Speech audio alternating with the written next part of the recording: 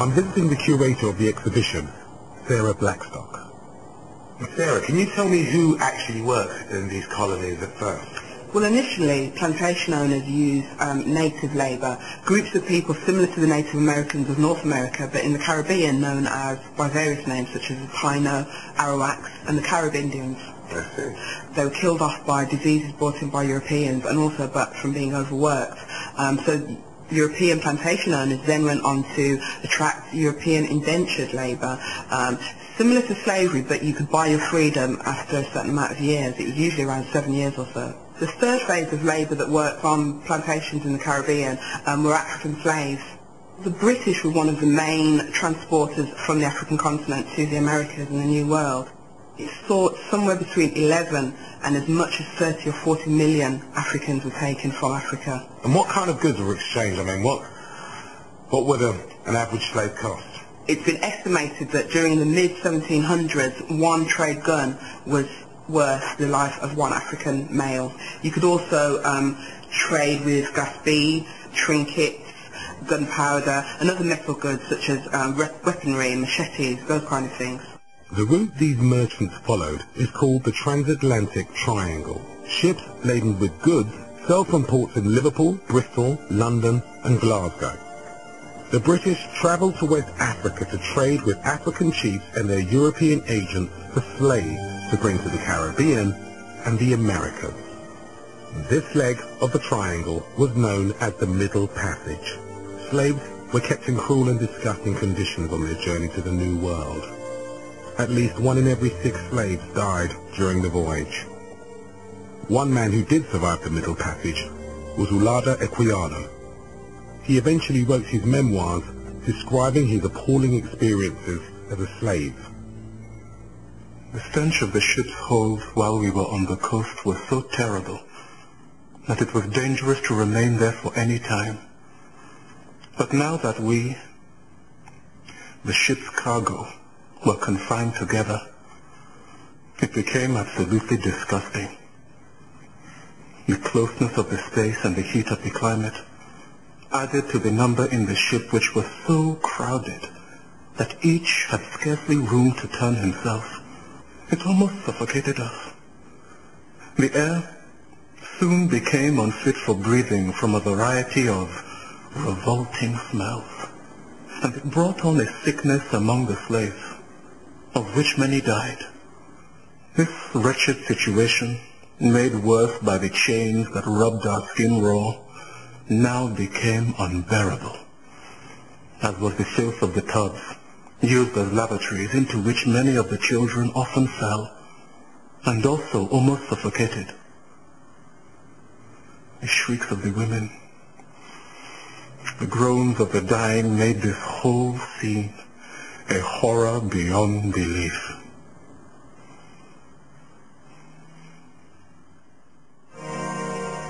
In 1787, a committee was formed to campaign to end the slave trade. They called themselves the Abolitionists. Prime Minister William Pitt was one of their most influential supporters. How is this enormous evil ever to be stopped? If every nation is to wait patiently for the agreement of all the world to be given, there is no nation in Europe that has, on the one hand, plunged into this guilt as Britain, or that is so likely on the other, to be looked up to as an example if she has the courage to be the first in banning it. While in Britain there was a growing movement against slavery, elsewhere in Europe, other countries were also looking at new ideas on how to create a more equal society. 1789 marked the beginning of the French Revolution.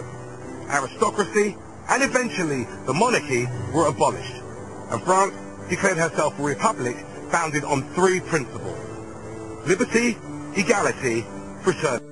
They declared themselves an independent black republic. The prospect of a similar revolt in the British colonies was a terrifying thought for the plantation owners. Then, a further blow in 1793. France declared war on Britain. Urging slaves in Britain's sugar colonies to fight for freedom and equality became a French weapon of war. I'm here at the National Archives of England, Wales and the United Kingdom, which houses one of the largest archives in the world, spanning 1,000 years of British history, from the Domesday Book of 1086 to recently released government papers. Here in Kew in London, the archive has catalogued an astounding 9.5 million documents. I'm here with Gemma Romaine, who works here at the National Archives, and we're going to be looking at some original documents which explain how and why the West India Regiment was formed. Gemma, hello. I've got to say, this is a massive complex. Can you tell me how the collection we're about to look at was started?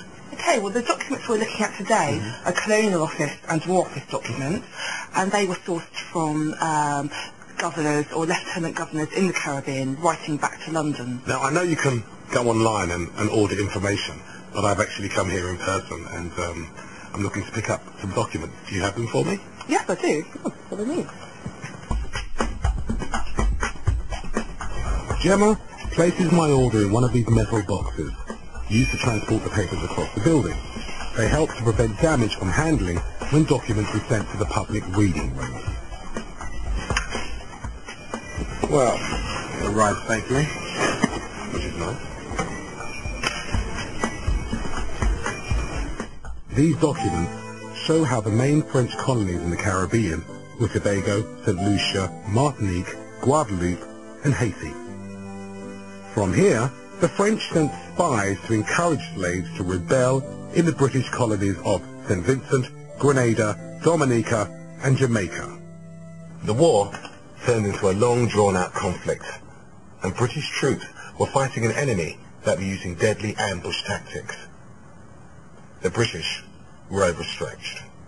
One of Britain's most experienced officers in the West Indies was Sir John Vaughan. And this is a report he sent to Prime Minister Pitt's government back in London. I'm convinced that unless we can create a new regiment to strengthen our own troops and to save them from service, which in this country will always destroy them, that the army of Great Britain is inadequate to defend these colonies. And this was Vaughan's plan for a sufficient force to defend the colonies, assembling a regiment of black troops using slaves from the British and captured French territories. From Barbados, 200, Grenada, 200, Antigua, 150, Dominica, St. Vincent, Tobago, 100 each. And if that didn't work, Vaughan suggested buying his troops straight from the slave ships from Africa. Vaughan thought his regiment should be just like the typical British regiments of the day, but others, like the plantation owners in the West Indies, viewed Vaughan's plans with suspicion. Surely the French, with their many spies, are only too aware of this slave army. They will land at our islands and use these black troops not only to murder their former owners and destroy their estates and property, but they will use them to conquer the British West Indies for France. And despite this process, Vaughan still had his way. And on the 17th of April, 1795, King George III gave his written permission for the first units of the West India Regiment to be formed. They were an instant success against the slave rebellions. They also seemed less susceptible to tropical diseases and better adapted to the terrain than the white soldiers.